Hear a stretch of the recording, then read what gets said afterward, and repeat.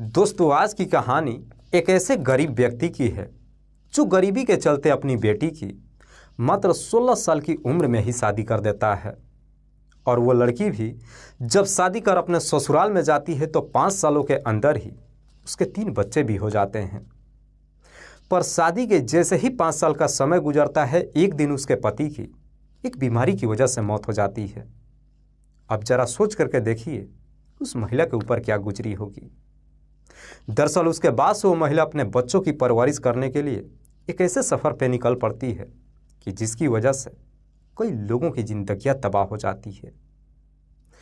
वाकई में दोस्तों, आज की जो कहानी है ये आपको भी सोचने और समझने पे मजबूर कर देने वाली है कि आखिरकार इसमें गलत था कौन। और ये घटना मैं आपको सुनाने वाला हूँ। दरअसल ये घटना है उत्तर प्रदेश की राजधानी लखनऊ शहर की। लखनऊ का एक थाना पड़ता है मड़ियाव। बात कर रहा हूँ मैं 4 दिसंबर की सुबह सुबह। दरअसल इसी मड़ियाव थाना के थाना प्रभारी रघुवीर सिंह जब कुछ काम कर रहे थे, अचानक उनके नंबर पर एक फ़ोन आता है। जब कॉल को रिसीव करते हैं तो फ़ोन करने वाला व्यक्ति कहता है कि साहब, मैं ककौली गांव से बोल रहा हूं। दरअसल ककौली गांव के बगल ही बड़ी खदान के पीछे एक कार में आग लगी है, आप जल्दी से आ जाइए। सुबह सुबह ही थाना प्रभारी को जब इस तरह की सूचना मिलती है, फ़ौरन अपनी टीम को लेकर के घटनास्थल पर पहुंच जाते हैं तो देखते हैं कि वहां पे पहले से ही काफ़ी तादाद में लोग मौजूद थे।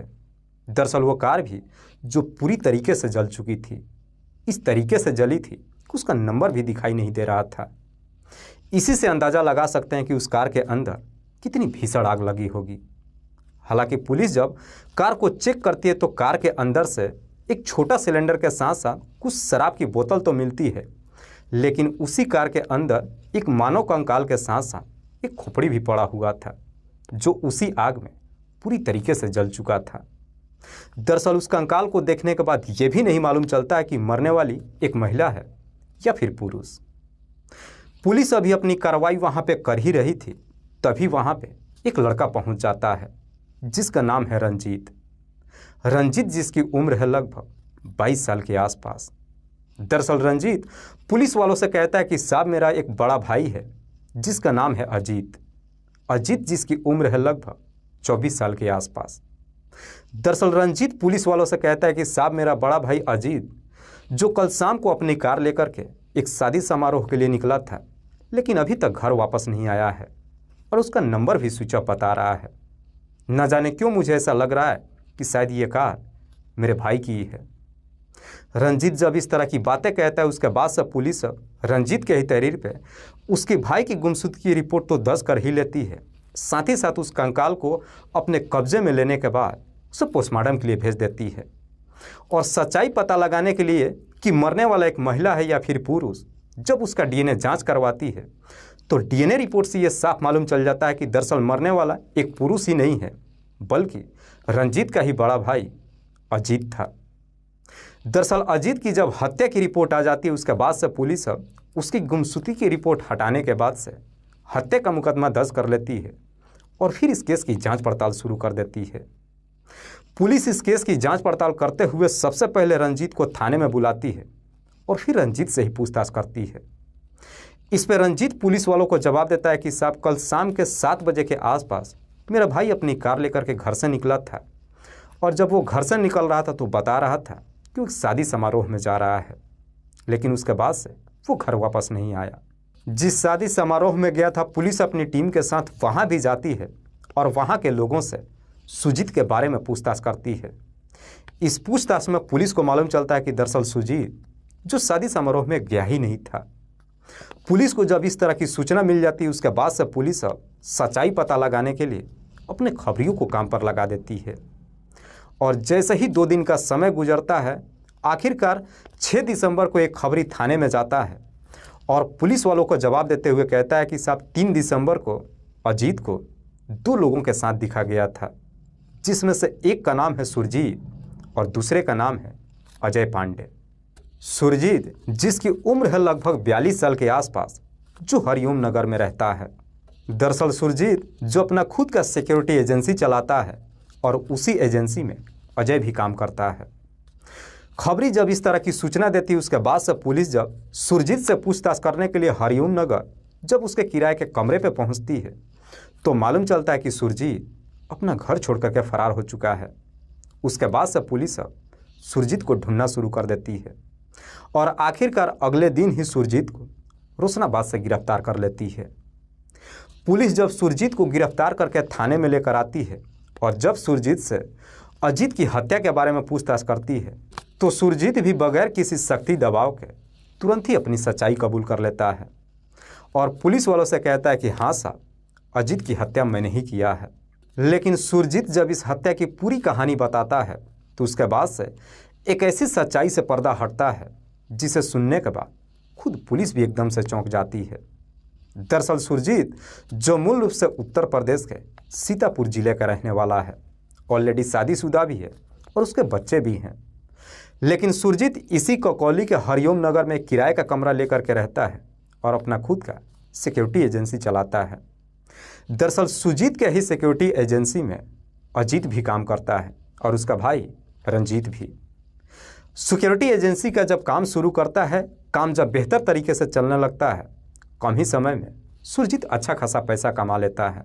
पर कहते हैं ना कि इंसान के पास जब अचानक से ढेरों सारा पैसा आ जाता है, उसका दिमाग नहीं काम करता है और वो अय्याशी करने लगता है।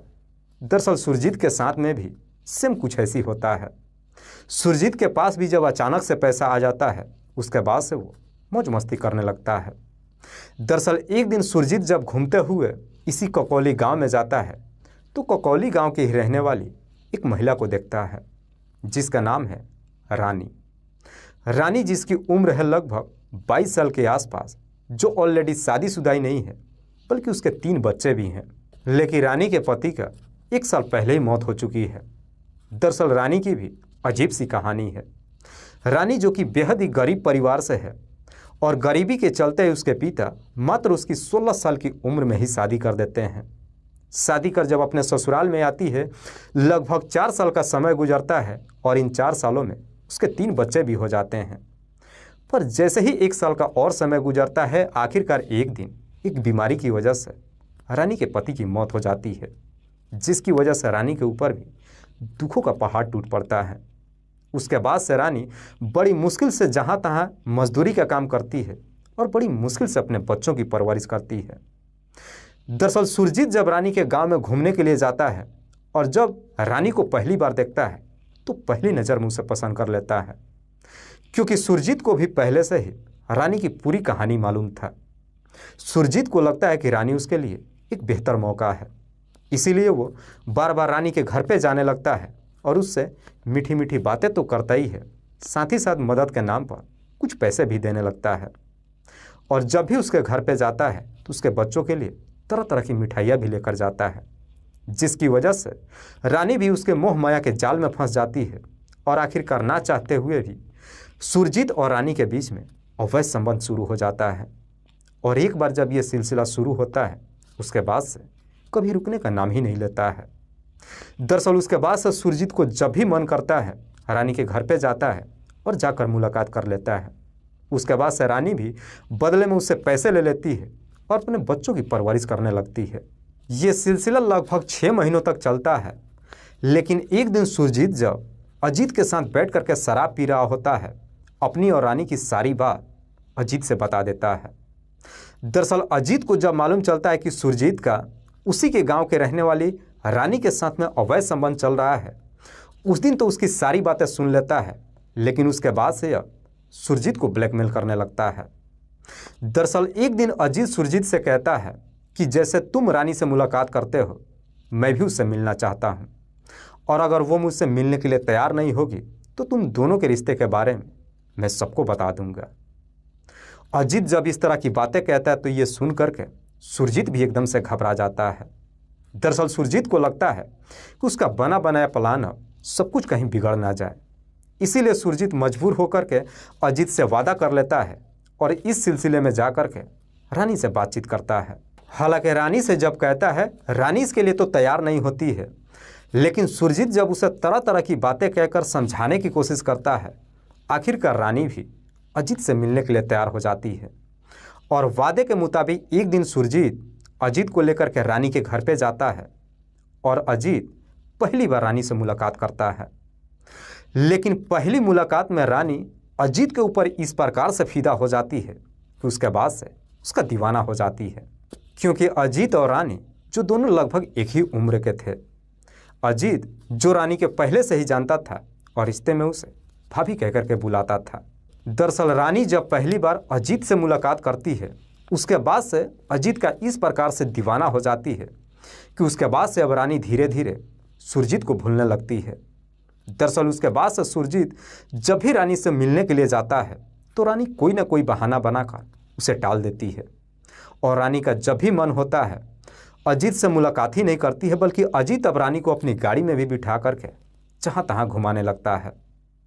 इधर सुरजीत जब अपनी तमाम कोशिश कर लेता है और रानी जब उससे मिलने के लिए तैयार नहीं होती है, आखिरकार सुरजीत सच्चाई पता लगाने लगता है कि आखिरकार रानी उससे मिलना क्यों नहीं चाहती है।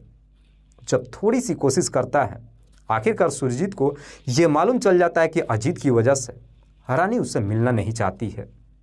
जब सुरजीत को यह सारी सच्चाई मालूम चलता है तो ये जान करके सुरजीत को काफ़ी बुरा लगता है। दरअसल सुरजीत सोचता है कि रानी को सबसे पहले मैंने फांसा था और अजीत उसे लेकर के उड़ गया। सुरजीत को यह भी लगता है कि जब तक अजीत उससे मुलाकात करता रहेगा, रानी कभी मुझसे नहीं मिलेगी।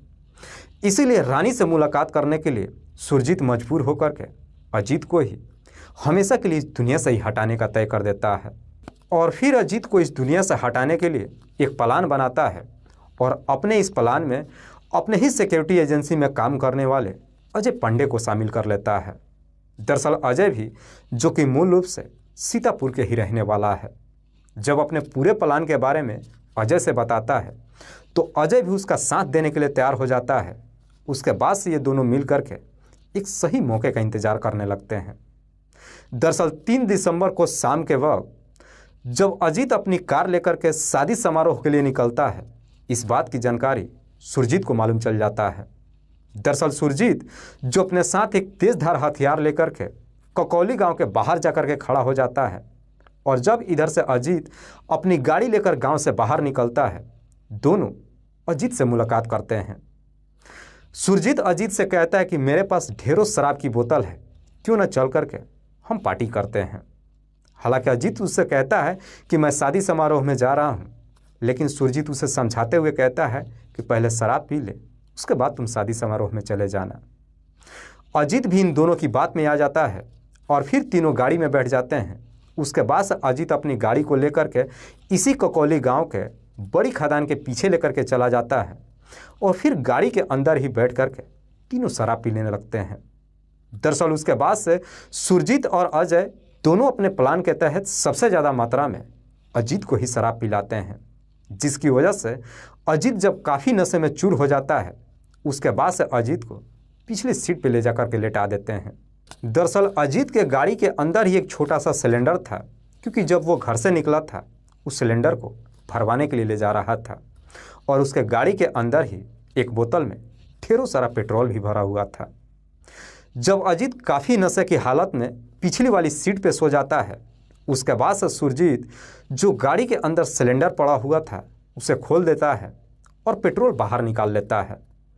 पेट्रोल बाहर निकालने के बाद गाड़ी के तमाम शीशों को बंद कर देता है और फिर गाड़ी के चारों तरफ उस पेट्रोल को छिड़कने के बाद उसे आग के हवाले कर देता है, जिसकी वजह से गाड़ी के अंदर ही अजीत जो पूरी तरीके से झुलस जाता है और घटनास्थल पे ही उसकी मौत हो जाती है।